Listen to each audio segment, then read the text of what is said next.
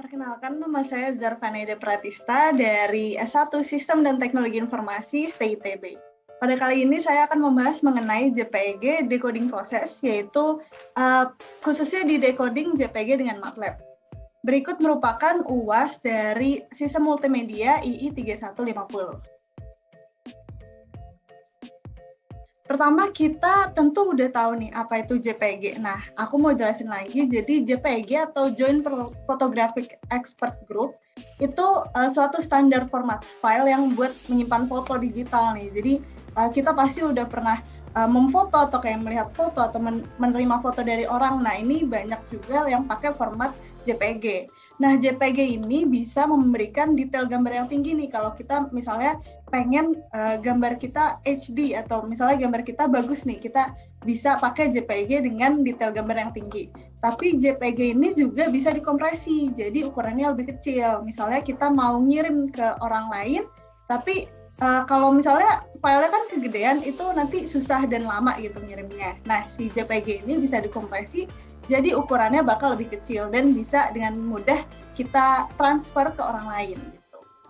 Nah, JPG ini keunggulannya juga itu bisa diterima sama semua sistem operasi komputer. Juga nih berbagai perangkat lunak atau aplikasi yang misalnya emang menggunakan JPG, misalnya buat ngedit-ngedit foto atau misalnya di beberapa aplikasi yang emang harus ada foto profil itu bisa pakai JPG juga. Next. Kita lihat, jadi sebenarnya buat mengirim JPG sendiri ini ada cara tertentunya. Nah, kita kan tahu nih harus ada cara berkomunikasi nih antar komputer yang sebenarnya bukan beda sama komunikasi manusia. Kalau manusia kan hi dibalas hi gitu. Kalau komputer nih contohnya itu dari hi nanti bakal ditransfer lagi ke biner. Nah, biar komputer itu bisa nerima gitu si high ini.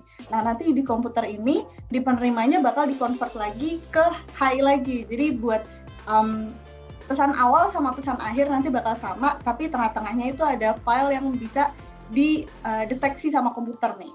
Nah, buat cara berkomunikasi komputer nih, kita bisa pakai encoding dan decoding. Nah, encoding sendiri itu biasanya dilakukan sama pengirim, jadi di suatu file JPG itu ntar dipindah atau diganti ke format lainnya. Nah, si format lain ini bakal di-decode lagi, bakal di-decode dengan decoding.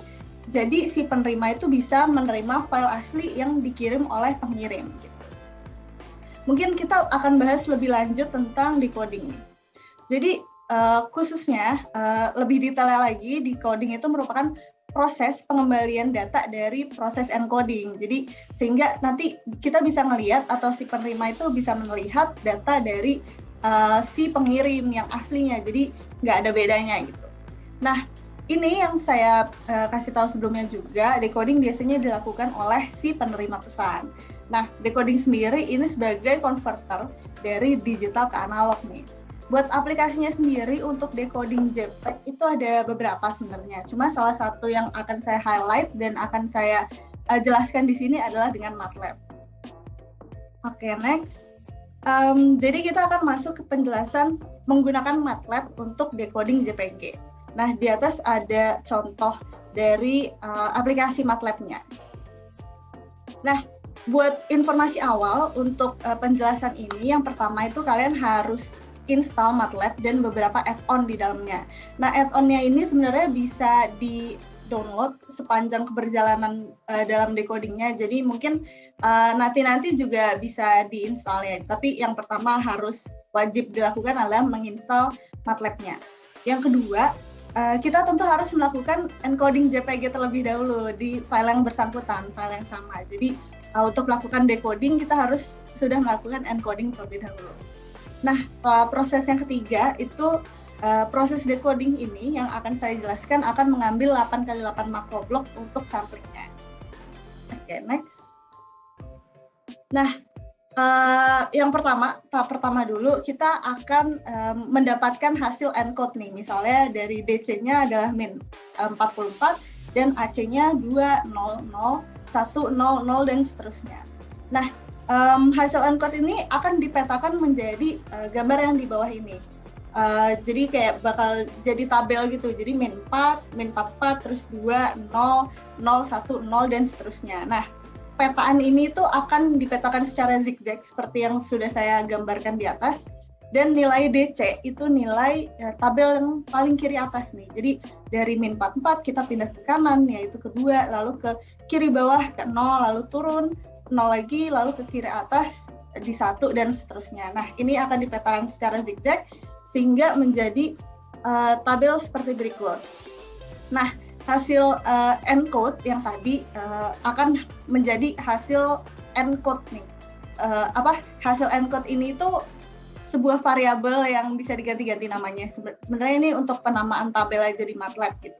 Jadi nanti kalian masukkan angka ini ke suatu tabel baru di MATLAB. Nah, kalian bisa isi namanya mau itu XX atau hasil encode atau nama lainnya. Nah, tapi nama ini akan digunakan ke tahap selanjutnya. Next, tahap kedua adalah kita harus mengkalikan hasil tabel yang tadi, hasil encode, dengan tabel kuantisasi. Nah, kodenya sendiri itu dekuantisasi. Dekuantisasi itu sekali lagi adalah variabel yang baru. Jadi ini bisa nama apa aja yang kalian mau masukkan. Jadi dekuantisasi sama dengan hasil encode dikali kuantisasi. Nah, kuantisasinya itu sendiri, itu tabelnya akan selalu sama, yaitu yang seperti saya gambarkan di sini. Nah, jadi mungkin ini dimasukkan lagi aja di tabel baru di MATLAB dengan nama kuantisasi. Gitu. Nanti tabel ini akan dikalikan dengan hasil encode yang tadi kita sudah lakukan petakan secara zigzag. Nah, tahap ketiga adalah hasil perkalian yang tadi kan akan disimpan ke tabel dekuantisasi ini yang telah kita deklarasikan sebelumnya, yang dekuantisasi sama dengan tabel A dikali tabel B. Nah, dari hasil perkalian tahap 1 dan 2 ini adalah sebagai berikut. Ini merupakan hasil dari perkalian dua tabel.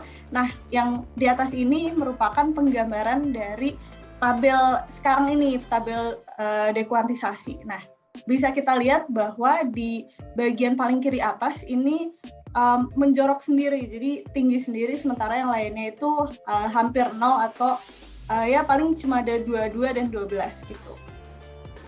Next, tahap keempat, kita lanjutkan dengan melakukan inverse DCT pada nilai yang didapat tadi, nilai dekuantisasi. Nah, kenapa kita melakukan inverse DCT? Karena pada saat kita melakukan encoding di tahap sebelum decoding ini, kita melakukan perhitungan terhadap DCT. Nah, untuk membalikan lagi nilainya, kita harus melakukan inverse DCT pada nilai dekuantisasi tadi. Nah, untuk kodenya sendiri, variabel DCT balik, ini yang bebas dinamakan apa aja, sama dengan IDCT2 dalam kurung tabel yang hasil dekuantisasi tadi, yang sekarang adalah namanya dekuantisasi. Nah, nilai tabel DCT balik akan seperti ini. Untuk penggambarannya sendiri adalah seperti di atas. Jadi hampir sama rata lah, udah nggak ada yang sangat menjorok atau range-nya setinggi itu, tapi lebih ke hampir sama rata. Walaupun nggak sama, cuma hampir lah buat range-nya nggak terlalu tinggi. Nah, next di tahap kelima kita harus membulatkan nih seluruh nilai di tabel yang di tahap 4, yaitu tabel DCT balik. Nah, untuk membulatkannya, kodenya adalah variabel bulat DCT balik sama dengan round dalam kurung DCT balik, yaitu tabel yang pada tahap 4 gitu. Nilai tabel bulat DCT balik nanti bakal sebagai berikut dan penggambarannya akan seperti pada di atas. Nah, buat penggambaran sendiri buat tahap 4 dan tahap 5 tentunya hampir sama ya, karena cuma dibulatkan saja, jadi nggak terlalu ada perubahan yang signifikan. Oke, next. Pada tahap 6 kita nilai semua angka dalam tabel buat DCT balik lalu ditambah dengan nilai 128. Kenapa harus ditambah dengan angka 128? Itu pas encoding sebelumnya, itu sebenarnya nilai awal, nilai JPEG aslinya itu harus dikurang sama 128 nih untuk melakukan perhitungan DCT, karena perhitungan DCT itu range-nya cuma 0 sampai 255. Jadi pada tahap encoding nilai yang asli akan dikurang dengan 128, sehingga pada tahap decoding nilai akan ditambah lagi nih dengan 128 buat mendapatkan nilai aslinya. Nah, nilai akhir buat JPEG adalah sebagai berikut. Nah, di sini. Jadi buat penggambarannya adalah seperti di atas ini. Nah, sampai situ aja sebenarnya proses decoding sudah selesai. Nah, JPG ini lalu dapat si penerima dapat melihat dalam bentuk gambar yang utuh. Nah, kita lihat hasil gambarnya. Jadi gambar awal dan gambar akhir petaannya sebagai berikut nih. Jadi nggak terlalu banyak beda untuk encoding dan habis dilakukan encoding dan decoding. Jadi gambar yang dilihat sama penerima bakal hampir sama atau bahkan sama-sama gambar yang dikirim sama pengirim. Jadi kita gambarnya nggak akan berubah drastis gitu.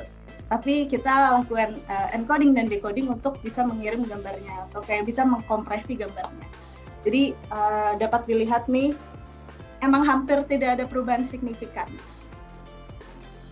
Oke. Sekarang kita akan membahas tentang sistem multimedia yang sekarang saya sudah jelaskan juga, karena JPG juga merupakan salah satu komponen dari sistem multimedia, dan emang sistem multimedia ini banyak kita gunakan sehari-hari walaupun mungkin kita tidak sadar, cuma sebenarnya kita selalu menggunakan sistem multimedia ini. Jadi sebenarnya apa itu sistem multimedia? Nah, sistem multimedia itu adalah cara atau alat yang dapat menciptakan suatu gambaran dengan kombinasi berbagai misalnya teks atau audio atau video dan lain sebagainya.